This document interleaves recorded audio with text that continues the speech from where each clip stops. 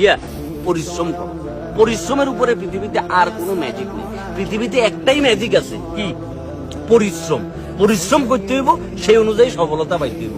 জীবনটা জসিম কাকার লটারি না, একটা লটারি কিনলে 40 লাখ টাকা জিতে গেলা, কিংবা আলাদিনের সেরাক পাই গেলা, ঘষা দিলে জিন বাইরিল, জো হুকুম যাহাবো না। তোমাকে দুবাই বাদ কাতারে লই যাইব, অস্ট্রেলিয়া লই যাবো না কাকা।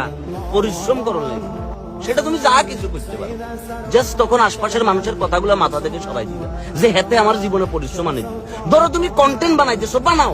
টিকটক বানাইতেছো, বানাও। টাকা আসতেছে, মানে ফাত্রামি করি না, টাকা আসতেছে, বানাও। কিন্তু মনে রাখবে, এটা পার্মানেন্ট কিছু না। সাময়িক এবং পার্মানেন্ট, এই দুটার ভিতর পার্থক্য আছে। তোমাকে আগাইতে হবে পার্মানেন্টের দিকে। ধরো আমি কন্টেন্ট বানাইতেছি, টাকা আসতেছে, কিন্তু দিন শেষে আমার কিন্তু ব্যবসাও আছে। ওইটা আমার মূল খুঁটি, যে সোশ্যাল মিডিয়া বন্ধ হয়ে গেছে, প্যারা নাই, আমি আমার ব্যবসা করি, পরিশ্রম করবো, কামলা দিমু, আম বেচমু, জাম বেচমু, রস বেচমু, কোনো প্রবলেম নাই।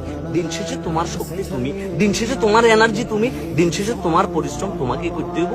আর ওই সফলতার ভাগ বাকি মানুষরা আছে নিজে। এটাই সিস্টেম, এভাবে দুনিয়াটা চলতেছে। সুতরাং লাইফে যদি কিছু করতে চাও, নিজের কাজটা নিজে করো। কেমন? আর এই ফ্রি জ্ঞানটা ভালো লাগলে বাকি বন্ধু বান্ধবদের সাথে শেয়ার করো।